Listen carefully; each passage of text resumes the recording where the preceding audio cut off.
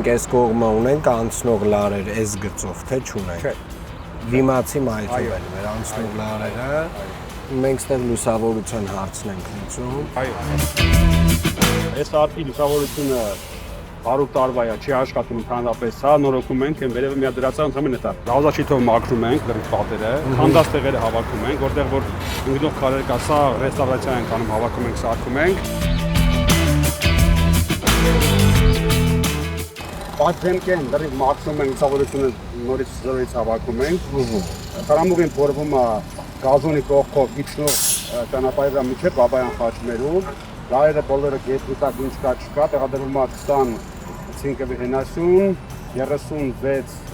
եվրոպական լուսատու ջագաներով, որ դիմի հնարավորություն տանվեց։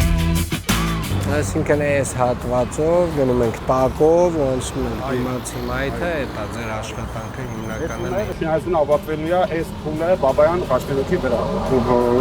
Հետո գնալու ենք մինչև միաթև խաչմերուկ, հետո մինչև Լամբադա մոստ։ Զարցյան փողոցը որ դեռ դառնա Թուրքետնյա տրամուղով կառուցած։